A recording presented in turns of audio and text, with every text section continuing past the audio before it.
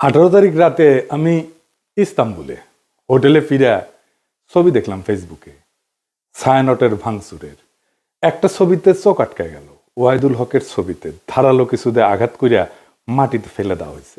এই মানুষটার স্নেহ প্রশ্রয়ে আমি বড় হয়েছি। সেই কৈশোরে তার হাত ধরে কত শহর ঘুরছি তার ঠিকানা নাই। আমার বাবার বন্ধু সঙ্গীত গুরু ওয়াহিদুল হক, আপনারা বুঝতে পারতেছেন আমি ঢাকায় থাকলে ওই ছবিটা অন্তত বুক দিয়ে আগলাইতাম। ছাত্র ইউনিয়ন সিপিবিআর ওয়াহিদুল হকের লেসপেন্সার হওয়ার কারণে ছায়ানটের এই ঘটনা এক বিচিত্র অনুভূতির সামনে এনে আমাকে ফেলছে। পাকিস্তান আন্দোলন করা বাঙালি মুসলমানদের ছেলেরা যখন পাকিস্তান ভাঙ্গা বাংলাদেশ রাষ্ট্রের জন্ম দিল, সেই সময় বাবা একই সাথে সুখ আর দুঃখের অনুভব করছিল। আমি সেই অনুভূতির মুখোমুখি হয়েছি। ছায়ানট নিয়ে আলোচনাটা সূক্ষ্ম এবং জটিল, আশা করি বিষয়টা একটু মনোযোগ দিয়ে শুনবেন। আমাদের জানা দরকার যে ছায়ানট কেন এই আক্রমণের শিকার হইল, ছায়ানটের বিরুদ্ধে কেন বাংলাদেশের সাধারণ মানুষ বিলা হইল। অনেক প্রশ্নের জবাব পাবেন। আমি নিজে ছায়ানটকে বাংলাদেশে ভারতীয় কালচারাল অ্যাসেট হিসেবে চিহ্নিত করছি, কোনো সন্দেহ নাই। কেন করছি সেটা আমি হয়তো পরিষ্কারভাবে ব্যাখ্যা করিনি। আজকে সেই ব্যাখ্যাটাও আপনারা পাইবেন। আসেন আল্লাহর নামে শুরু করি।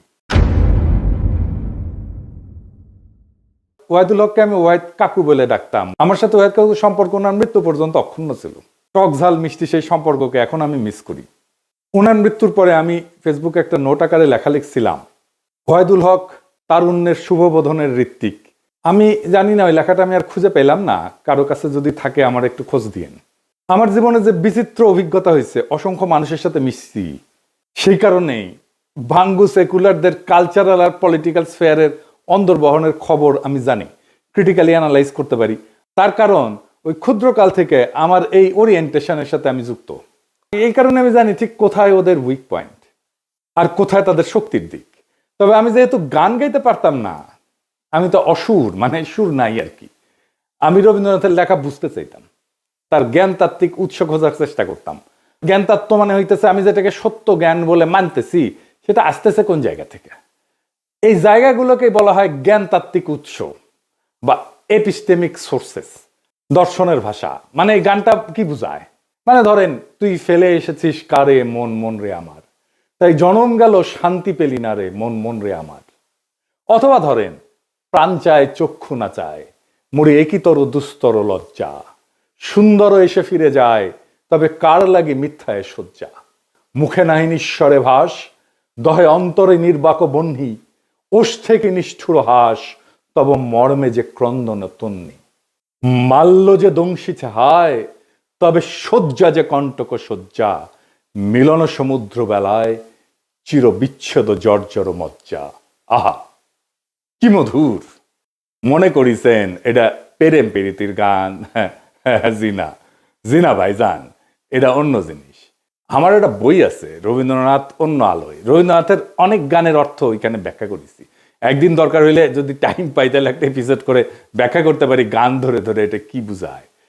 তো এই গানের অর্থ আবিষ্কার করতে করতে, তার অন্তর্গত দর্শন খুঁজে বের করতে করতে একসময় আবিষ্কার করলাম রবীন্দ্রনাথ আসলে উপনিষদ।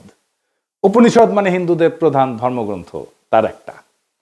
উপনিষদের কন্টেম্পোরারি বা আধুনিক উপস্থাপনাই হইতেছে রবীন্দ্রনাথ।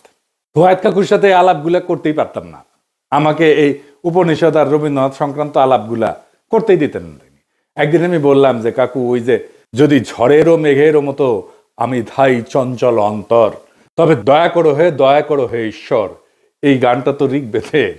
যদে আমি প্রস্ফুরণ নিব ধৃতির নাম আদো আদ্রিবহ, এটার অনুবাদ। ওয়াহিদ কাকু ভীষণ রেগে উঠে বললেন, তুই আর একটা ঋগ্বেদের শ্লোক অনুবাদ করে গান লিখে আন, দেখি কেমনে পারিস। তো বেদ আর উপনিষদের সাথে রবীন্দ্রনাথের লেখার অদ্ভুত সাজুজ্যের কথা বললেই ওয়াহিদ কাকু এইভাবে চেতে যেতেন। আমি বলতাম, বুড়া চেতে কেন? পরে বলছি, ক্ষুদ্রকালে আমি রবীন্দ্রনাথের রাজনীতির গুরু উদ্দেশ্য খুব পরিষ্কারভাবে ধরে ফেলছিলাম। উপনিষদ ঋগ্বেদ পড়তে বাধা নাই, অবশ্যই বাধা নাই। নিশ্চয়ই জ্ঞান অর্জনের জন্য ধর্মগ্রন্থ পড়া উচিত, আলোচনা করা উচিত। আমি সবাইকে উৎসাহ দিই পড়তে সব ধর্মগ্রন্থই, কিন্তু সেটাকে রবীন্দ্রনাথের মুড়ায় পরিবেশনের উদ্দেশ্যটা কি? এইখানে আপনি ছায়ানট প্রতিষ্ঠার উদ্দেশ্য বুঝতে পারবেন। কি সেটা? উদ্দেশ্য হইতেছে এই যে ইন্ডিয়া চায় বাংলাদেশের মুসলমান ধর্মে মুসলমান থাকুক নামে, কিন্তু সে তার ইনার সেলফে, ভিতরে অন্তর্গতভাবে সে ধারণ করবে হিন্দু ওয়ার্ল্ড ভিউ। হিন্দু বিশ্বদৃষ্টি। আপনি দেখেন যারা রবীন্দ্র অনুরাগী তাদের মধ্যে আপনি মুসলমানদের সহজাত সাহস, শক্তিময়তা, অ্যাডভেঞ্চার প্রিয়তা, দুর্দমনীয় একরোখা মনোভাব খুঁজেই পাবেন না। তারা রাষ্ট্রের সার্বভৌমত্ব লুট হয়ে যাইতেছে, সেখানে সিল করে বেড়ায়, ফুল লতা পাতা নিয়ে বসে আছে, মনে মনে ভাবে বাংলাদেশ ভারতের একটা প্রদেশ হয়ে গেলে তো ভালোই। একজন গভীরভাবে প্র্যাকটিসিং মুসলমান একই সাথে গভীরভাবে রবীন্দ্র অনুরাগী আপনি খুঁজে পাবেন কিনা আমার খুব সন্দেহ আছে। খুব রেয়ার হয়তো খুঁজে পেতে পারেন, খুবই রেয়ার। রবীন্দ্রনাথকে বাংলাদেশের এলিটরা গ্রহণ করছে, সাধারণ মানুষ কখনোই গ্রহণ করেনি এই কারণেই। এই জন্যই এলিটরা ভারতমুখী, এই জন্যই এলিটরা ফ্যাসিবাদের খুঁটি। আমাদের ডিজাস্টার হয়েছে আমার সোনার বাংলাকে জাতীয় সঙ্গীত করার সময়। রবীন্দ্রনাথকে পলিটিক্যাল আর সোভারেন প্রোটেকশন দেওয়া হয়েছে এবং তাকে পবিত্রতা দেওয়া হয়েছে এই জাতীয় সঙ্গীত করার কারণে। দ্বিতীয় কারণ হইতেছে আমাদের রাজনৈতিক জনগোষ্ঠী হিসেবে এটা ক্রিস্টালাইজ হওয়াটাকে বাধা দেয় রবীন্দ্রনাথ। কিভাবে? রবীন্দ্রনাথ বাংলাদেশের যেটা ডমিনেন্ট মুসলিম কালচার, এটাকে পলিটিক্যাল ক্রিস্টালাইজেশনের পথে বাধা হইয়া দাঁড়ায়। আমি একটা উদাহরণ দিই, খুব বাস্তব উদাহরণ। সারা দুনিয়ায় আপনার ইন্ডিয়ানরা দেখছেন না, যারা বাইরে থাকেন তারা দেখছেন ইন্ডিয়ানদেরকে, তাদের নানা পার্টি আছে, নানা দল আছে, কংগ্রেস আছে, সিপিএম আছে, বিজেপি আছে, এটা সেটা আছে, মেলা দল আছে, কিন্তু রাজনৈতিক মত পার্থক্য আছে। কিন্তু তা সত্ত্বেও ভারতের প্রশ্নে একটা রাষ্ট্র প্রশ্নে প্রবল হিন্দুত্ববাদ চলতেছে ভারতের। তারপরেও দেখেন মোদী ভারতীয় কমিউনিস্টদের সাথে ব্যক্তিগত সময় কাটায়, হাসি ঠাট্টা করে। আমরা পারি না কেন? আমরা কেন বিভক্ত? আমরা কেন রাজনৈতিক মত পার্থক্য সত্ত্বেও রাষ্ট্র স্বার্থে এক হইতে পারি না? আমাদের রাষ্ট্র প্রশ্নে একটা হইতে রবীন্দ্রনাথ বাধা দেয়।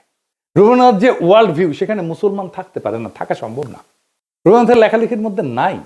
তাই রবীন্দ্রনাথ প্রভাবিত আমাদের কল্পিত রাজনৈতিক জনগোষ্ঠীর মধ্যে দাড়ি টুপি পরা সাধারণ মুসলমান জায়গা করে নিতে পারে না। অবচেতনে আমাদের এলিটদের রবীন্দ্রনাথ ভাবতে শেখায় ওরা আমাদের মতো না, ওরা আদার। রবীন্দ্রনাথ ভারতে হিন্দু ধর্মকে ভালোবাসতে শেখায়, রবীন্দ্রনাথ বাংলাদেশে মুসলমানদের আদার করে ঘৃণা করতে শেখায়। আপনি একই সাথে উপনিষদ আর কোরআনের গ্লোবাল ভিউকে এক করতে পারবেন না। আপনি কোএক্সিস্ট করতে পারবেন, সহাবস্থান করাইতে পারবেন, কিন্তু এক করতে পারবেন না, এটা অসম্ভব। কিন্তু ইন্ডিয়ানরা চায় এক করে দিতে, এই প্রগতিশীলরা চায় এক করে দিতে, এই ছায়ানট চায় এক করে দিতে। বাংলাদেশে যে রবীন্দ্রনাথ প্রজেক্ট, এটা সঙ্গোপনে হিন্দু ধর্মের ওয়ার্ল্ড ভিউ ঢুকায় দেওয়ার প্রজেক্ট। বাংলাদেশের মুসলমানদের মধ্যে হিন্দু ওয়ার্ল্ড ভিউ আর হিন্দুদের মধ্যে মুসলমান ওয়ার্ল্ড ভিউ ঢুকাই দিলে সমস্যার সমাধান হবে না তো। হিন্দুকে আধা মুসলমান আর মুসলমানদেরকে আধা হিন্দু বানাইলে সমস্যা মিটবে না, সমস্যা বাড়বে। হিন্দুকে হিন্দুই রাখতে হবে, মুসলমানকে মুসলমানই রাখতে হবে। দুই ধর্ম কোএক্সিস্ট করবে, একসাথে থাকবে। দুই ধর্মের ওয়ার্ল্ড ভিউ বা বিশ্ব দেখার দৃষ্টিভঙ্গি কিভাবে আলাদা আর একটু গভীরে যায় বুঝি, সবার একটু মনে থাকবে। তাইলে একেবারে উদাহরণ দিয়া খেয়াল রাখবেন, আমি ভালো বা খারাপ বলতেছি না, কিন্তু বলতেছি আলাদা, দুইটা আলাদা। ধরেন প্রশ্নটা হইতেছে যে দুনিয়াটা কি আসলে, দুনিয়াটাকে এক না বহু? এডিটর সাহেব এটা উপরে লেখেন, দুনিয়াটা এক না বহু। এখন হিন্দু বিশ্ব দৃষ্টিভঙ্গি এটাতে বলে দুনিয়াটা বহু স্তরের, অনেকগুলো স্তর, এটা চক্রাকারে চলমান, সৃষ্টি স্থিতি প্রলয় বারবার ঘটে। সময় ঘড়ির মতো না, সময় ঘড়ির মতো সরল রেখায় যায় না, বরং চাকার মতো। মানে হিন্দু ধর্মে কিন্তু মৃত্যুর পরে আবার জন্ম আছে, জন্মান্তর আছে, আবার জন্ম নেয়, এটি স্বাভাবিক চক্র। আজ যেটা হইতেছে সেটা আগে ঘটছে, একই জিনিস ভবিষ্যতেও ঘটবে, কারণ চক্রাকারে সময় চলে চক্রাকারে। তার মানে পৃথিবী বহুবার সৃষ্টি হয়েছে, বহুবার ধ্বংস হয়েছে, আবারও ধ্বংস হবে। আচ্ছা, এইবারে ইসলামী ওয়ার্ল্ড ভিউ, এখানে বিশ্ব একবারই সৃষ্টি, কিয়ামত একবারই হবে, সময় সোজা লাইনের মতো, সৃষ্টি, জীবন, বিচার, পরকাল, সিম্পল, সিরাতুল মুস্তাকিম। ইতিহাসের একটা শুরু আছে এবং শেষ আছে। এইবার আসেন মানুষ প্রসঙ্গে। মানুষ আসলে কে? মানুষ কি সোল, আত্মাটাই মানুষ, নাকি দায়িত্বশীল ব্যক্তিটা মানুষ? এখানে হিন্দু ওয়ার্ল্ড ভিউ বলে, এদিকে লেখেন, মানুষ মূলত আত্মা, আত্মন বলে সংস্কৃতে। শরীর বদলায়, আত্মা থাকে। আত্মার লক্ষ্য হচ্ছে মুক্তি বা মোক্ষ। আমি এটা মুক্তিযুদ্ধ নিয়ে একটা আলাপটা করছিলাম। এই জগৎ থেকে বাইরে যাওয়ার সহজ উদাহরণ, কারণ এই চক্রের মধ্যে আপনি যখন ঢুকে গেছেন, এটা বাইরে যেতে পারলে আপনার মোক্ষ ঘটে না। আপনি একটা পোশাক খুলে আর একটা পোশাক করলেন, পোশাক বদলাইলেন, কিন্তু আপনি বদলাইলেন না তো, তাই না? এই আত্মাই আসলে শরীর বদলায়। আমার মধ্যে যে আত্মা আছে হিন্দু ধর্ম অনুযায়ী, এই আত্মা অনেক দিন থেকে চলে আসতেছে, আমার শরীরে আছে। এখন আমার শরীরটা মরে যাবে, কিন্তু আত্মা বেঁচে থাকবে। এই আত্মা আর একটা শরীরে ঢুকবে, নতুন জন্মের মধ্যে দিয়ে, এটাই জন্মান্তর। ওই জন্মে আমি কি হব, সেটা হবে আমি এই জন্মে যত পাপ বা পুণ্য করছি সেটার উপরে ভিত্তি করে আমি বড়লোক হব, গরিব হব, ব্রাহ্মণ হব, শূদ্র হব, যেটা খুশি। এবার ইসলামী ওয়ার্ল্ড ভিউ, মানুষ একক এবং অনন্য ব্যক্তি, এবং এই একটাই জীবনের একমাত্র সুযোগ, এটাই লক্ষ্য। জবাবদিহির মাধ্যমে ন্যায় ভিত্তিক জীবনযাপন করে আমি পরকালে অক্ষয় শান্তি লাভ করতে পারি। এখানে কোনো সেকেন্ড চান্স নাই।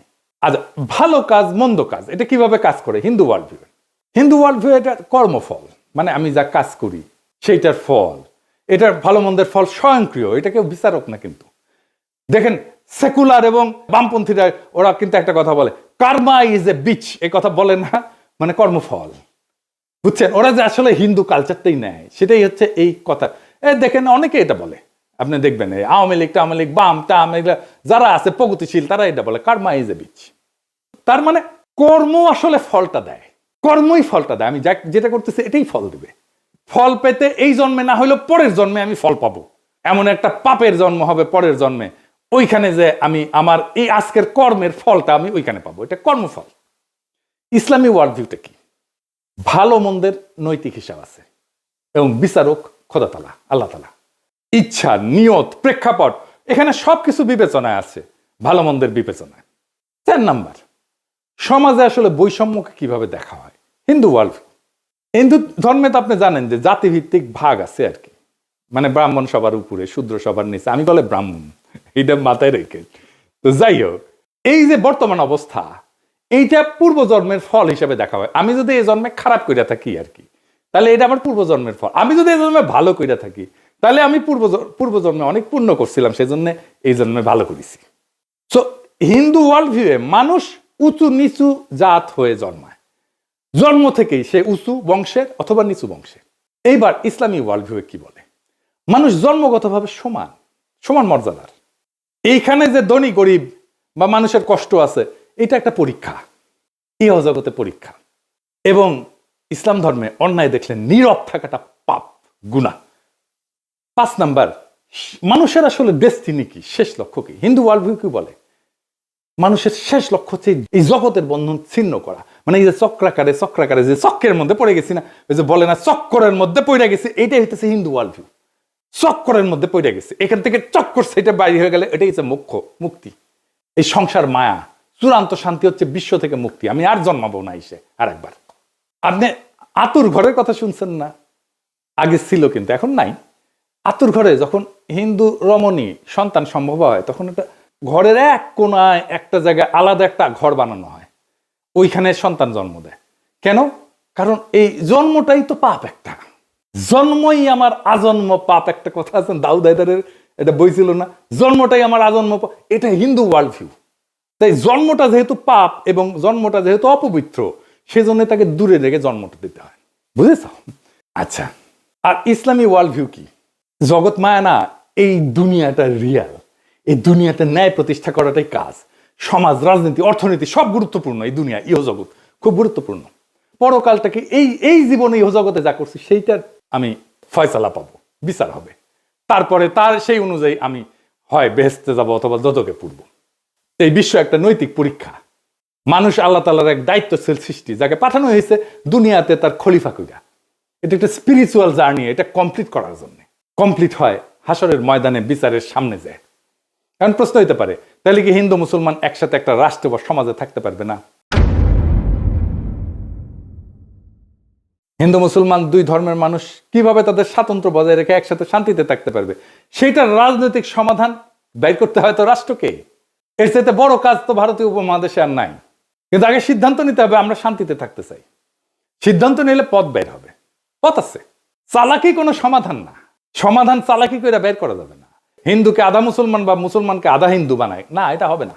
এইটা করতে থাকলে একটা অনিবার্য রক্তাক্ত সংঘাতের দিকে আমরা যেতে থাকবো, সমস্যার সমাধান করবে না, আর কঠিন জটিল সংকটের দিকে জাতিকে নিয়ে যাবে। শুধু জাতিকে না, ভারতীয় উপমহাদেশকে নিয়ে যাবে।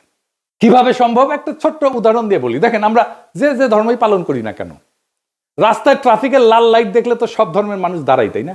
বিবাদ হইলে তো একে আদালতে যায় সব ধর্মের মানুষ ফয়সালার জন্য, তাই না? আমরা তো ভোট দিতে হইলে, নেতা নির্বাচন করতে হলে একই ভোট সেন্টারে যাই ভোট দিতে সব ধর্মের মানুষ, তাই না?